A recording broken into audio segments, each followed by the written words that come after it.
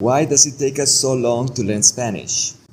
It's very simple, because we learn a lot of useless vocabulary that we are never going to use. In this video, I'm going to give you a list of the most common verbs that you are going to use and hear all the time in Spanish. How do I know that? Because I have been teaching Spanish for over 15 years now and helped hundreds of students from all over the world. In this list, I'm not going to give you the verbs in the simple present, the simple past, or the simple future. I'm going to give you the infinitive form, the base form, and then I'm going to give you two very common examples so you start practicing them. The first verb that I want to practice is the verb hacer.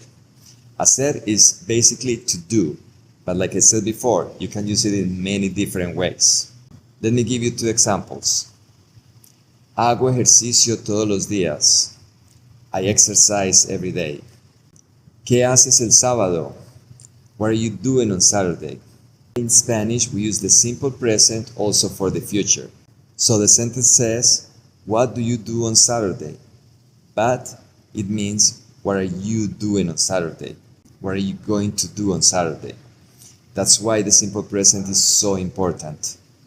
Number two, the verb is decir, to say or to tell. The verb say is very common in the simple past. So these two examples that I'm going to give you are in the simple past. Mi amigo me dijo que se va a casar. My friend told me that he's getting married. ¿Qué dijiste? What did you say? Number three, salir, to go out. Me gusta salir con mis amigos.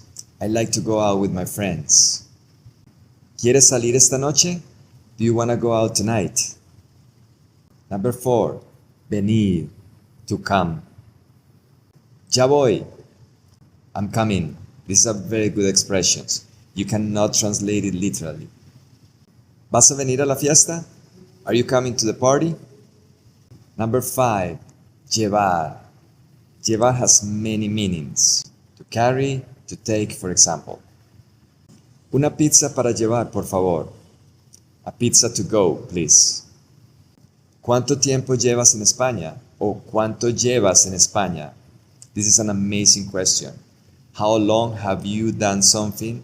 How long have you been doing something? How long have you been in Spain? And the answer is very simple.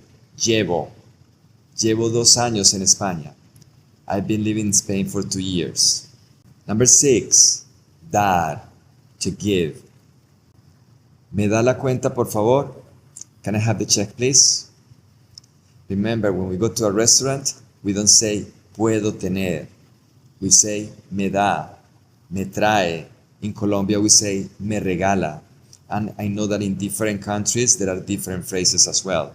But me da is a very useful one. It's not considered rude at all, so it's very useful to ask in an informal way.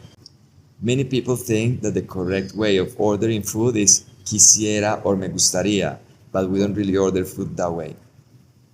¿Me das un minuto, por favor? Can I have a minute, please? Number 7. Ver. To see or to watch. Vi una película este fin de semana.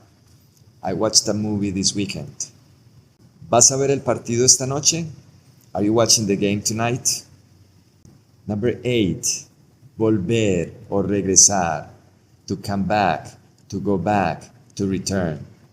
The difference is that volver is irregular, regresar is a regular verb.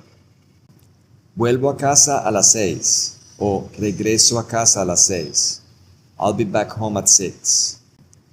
¿Cuándo regresas a Cartagena? When are you coming back to Cartagena? ¿Cuándo regresas a Colombia? When are you coming back to Colombia? Number 9. Poner. To put, to place, to set. Pon las frutas en la mesa, por favor. Please put the fruit on the table. ¿Dónde pusiste las llaves? Where did you put the keys? This is actually a pretty good question. This is a pattern. ¿Dónde pusiste? You can ask, where did you put? And you just need vocabulary. The keys, the credit card, the money, my shoes, etc. Number 10. Empezar or comenzar. They both mean the same thing, and they are both irregular verbs. Empiezo a trabajar a las 7. I start work at 7. ¿A qué hora empieza el partido? What time does the game start? This is another question that you can use as a pattern. ¿A qué hora empieza? What time does something start? The meeting, the wedding, the game, etc. Number 11, sentirse, to feel. This is a very important verb. Many people think that the verb is sentir, but sentir is a different thing. It's related, but there are some differences. I want you to use sentirse, which is more common. Me siento bien. I feel good, I feel okay, I feel well. ¿Cómo te sientes? How do you feel? ¿Te sientes mejor? Do you feel better? Number 12, quedarse, to stay. Me voy a quedar en un hotel. I'm going to stay or I'm staying in a hotel. ¿Dónde te estás quedando? Where are you staying? ¿Dónde te vas a quedar?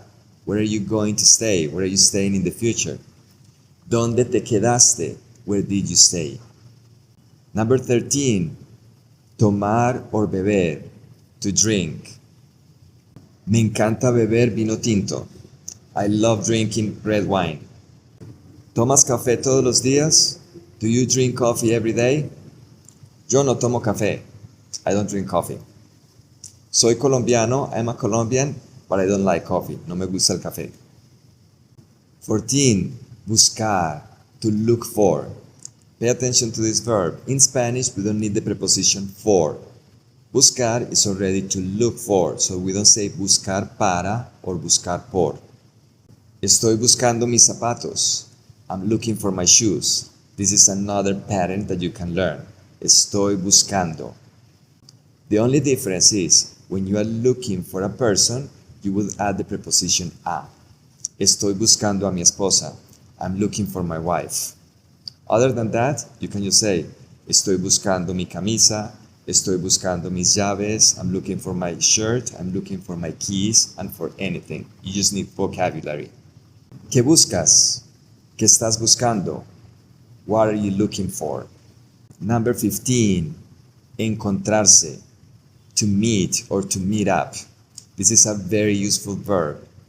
In Spain, people say quedar. Me encontré con mi mejor amigo ayer. I met my best friend yesterday. ¿Vas a encontrarte con tus amigos esta noche? Are you meeting your friends tonight? Okay guys, I hope you found this video useful. If you did, you're going to love this video that is the first part of the most useful verbs in Spanish. So don't miss it.